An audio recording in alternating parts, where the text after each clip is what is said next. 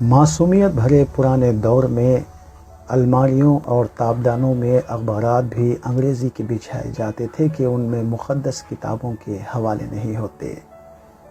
چھوٹی سی چھوٹی غلطی پر بھی کوئی نہ کوئی سنا سنایا خوف ہمارے آڑے آ جاتا تھا۔ زمین پر نمک یا مرچیں گر جاتی تو ہوش و حواس اڑ جاتے تھے کہ قیامت والے دن پلکوں سے اٹھانے پڑیں گے۔ بھیک مانگنے والوں کو پورا محلہ جانتا تھا اور گھروں میں ان کے لیے خصوصی طور پر کھلے پیسے بھی رکھے جاتے تھے۔ محلے کا ایک ڈاکٹر ایک ہی سرنج سے ایک دن میں 50 مریضوں کو ٹیکے لگاتا تھا، لیکن مجال ہے کہ کسی کو کوئی انفیکشن ہو جائے۔ ایرخان یا شدید سر درد کی صورت میں محلے کے کوئی بزرگ یا مولانا پیشانی پر ہاتھ رکھ کر دم کر دیا کرتے تھے اور عقیدہ ایسا تھا کہ لوگوں کو شفا ہو جاتی تھی۔ گھروں میں خط آتے تھے اور جو لوگ پڑھنا نہیں جانتے تھے وہ ڈاکیے سے ہی خط پڑھواتے تھے۔ ڈاکیا تو گویا گھر کا ایک فرد بھی شمار ہوتا تھا، خط لکھ بھی دیتا تھا، پڑھ بھی دیتا تھا اور کسی کے ساتھ بیٹھ کر چائے پانی پی کر وہ سائیکل پر چلا بھی جاتا تھا۔ امتحانات کا نتیجہ آنا ہوتا تو دعائیں پڑھ کر گھر سے نکلتے تھے اور خوشی خوشی پاس ہو کر آ جاتے تھے۔ یہ وہ دور تھا جب لوگ کسی کی بات سمجھ کر اوکے نہیں بلکہ ٹھیک ہے کہا کرتے تھے۔ موت والے گھر میں سب محلے دار سچے دل سے روتے تھے اور خوشی والے گھر میں حقیقی قہقہے سنائی دیتے تھے۔ ہر پڑوسی اپنے گھر سے سالن کا ایک کٹورا ساتھ والوں کو بھیجتا تھا اور ادھر سے بھی کٹورا خالی نہیں آتا تھا۔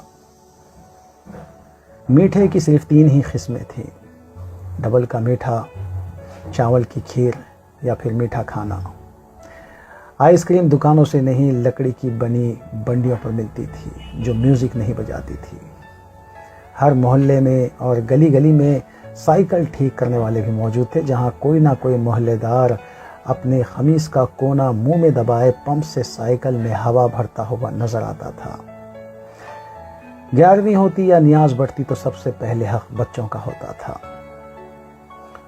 دودھ کے پیکٹ اور دکانیں تو بہت بعد میں وجود میں آئی، پہلے تو لوگ بہانے سے ہی دودھ لینے جاتے تھے۔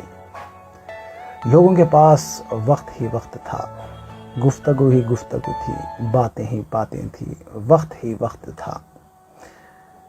گھر کے باہر چبوتروں پر بیٹھے ہوئے محلے کے لوگ باتیں کیا کرتے تھے اور پرانے بزرگوں کے واقعات بیان بھی کر رہے ہوتے تھے جس میں نصیحت ہوا کرتی تھی۔ جن گھروں میں ٹی وی آ چکا تھا انہوں نے اپنے دروازے محلے کے بچوں کے لیے ہمیشہ کھلے رکھے تھے۔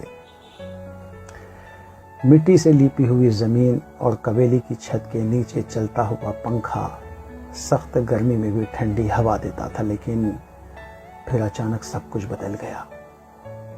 ہم قدیم سے ماڈرن ہو گئے۔ اب باورچی خانہ سیڑھیوں کے نیچے نہیں ہوتا، کھانا بیٹھ کر نہیں پکایا جاتا، دسترخوان شاید ہی کسی کے گھر میں استعمال ہوتا ہو۔